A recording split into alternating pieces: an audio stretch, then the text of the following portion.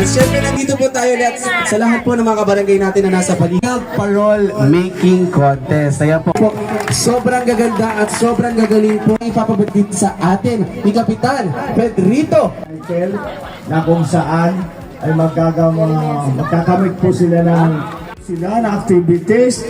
Oo. Tayong misa.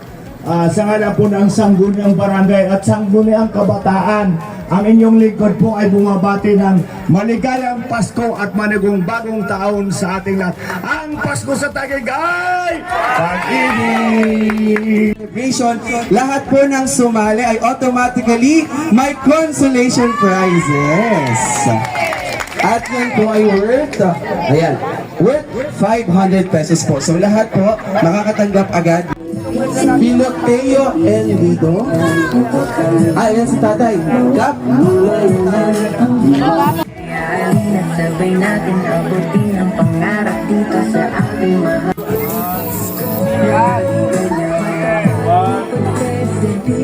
Hindi po namin kasi natawagan out of coverage area. Puro 1, 2, 3. ay gawa sa egg tray. Yan. Picture muna sa ating third placer. May bayanihan ang sambayanan. Ano mang hirap ating malagpasan. Congratulations, Raymark Bata! Ganda nga, pati pala to maganda eh. I love you. Congratulations. Babae ba siya? Babae ba siya? Babae siya. At binabae din niya kanyang parol. Picture mo na. Asa kami simbolay? Ayan. Isang masigabong palakpakan naman dyan muli po sa ngalan ng Sangguniang Barangay at Sangguniang Kabataan ng Western Bigutan.